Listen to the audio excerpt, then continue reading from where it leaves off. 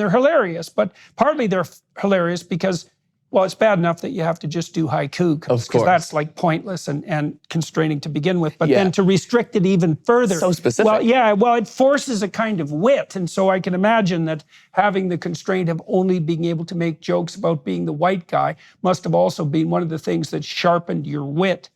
I think so too. And I think, unless I'm misconstruing this, I think that's probably why crowd work works the best for me, because I'm very constrained. Like I have to answer what they're saying to me with a funny response in association with what they're talking about. I don't have vast options. It has to be now, and it has to be about what they're saying. Okay, so you said that you were a shy kid, and obviously the last thing in some ways that you would expect a shy kid to be doing is to be doing online stand-up comedy in front of live audiences and then taping that's specifically devoted to crowd work. Because I can't actually imagine a situation, you know, maybe if you threw someone on stage and said, like, sing naked, that would be about the equivalent of inducing self-consciousness. So how did you get to the point where, what did you have to do so that your shyness was no longer making you self-conscious on stage? And how is it that you orient yourself towards the audience so you don't become self-conscious when you're, now you'll become self-conscious because we're delving. No, not at all. So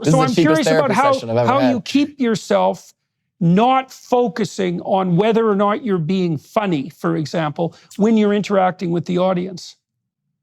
It's purely confidence, whether it's real or fake confidence. I think when I was younger, I did develop a fake confidence. Yeah, right. I was bullied a lot in high school. Not like getting shoved into lockers, but to the point where I wasn't in anybody's group. You know, I was class clown.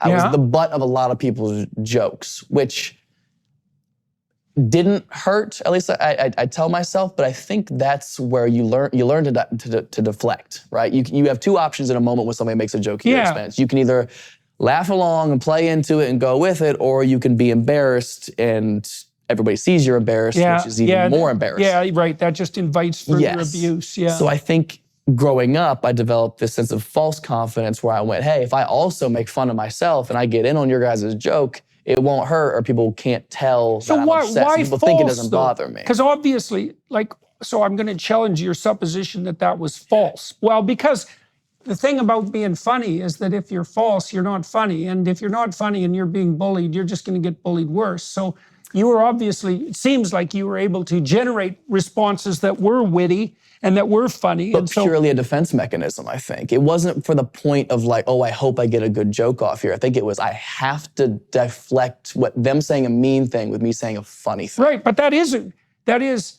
so I would say that's actually a very sophisticated defense, because I mean, one of the things that people do, guys do this particularly in like relatively rough working class jobs, is they'll throw pointed barbs at each other to see, you know, are you the sort of person who gets irritated and flies off the handle and can't be trusted in a crisis? Or are you the sort of person that can roll with a joke and maybe even say something funny? And so I wouldn't say that the ability to do that is false. I would say that's it's more sophisticated form of defense than physical aggression. I mean, physical aggression can be useful, but there isn't a more sophisticated way of parrying like a pointed remark than to turn it into something that's funny and to toss it back. Oh, well, thank you. Yeah, I mean, it was a totally subconscious skill set. I had no idea until right now, apparently, what I was even doing. So A, thank you.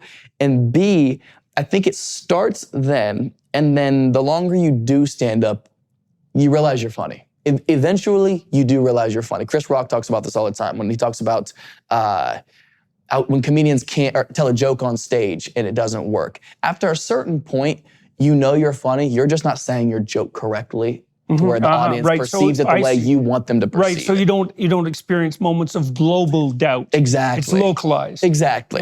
So I think after a while, I mean, after doing comedy for 12 years and having had shows of uproarious laughter and standing ovations, you know you're capable of being funny and putting on a good show. Right. So I think that confidence is paired with the control of an audience. When you're on stage with a microphone, people are there to watch and listen to you. They're also hoping you'll be funny, except for the odd troll. So they could be on your side. Yes.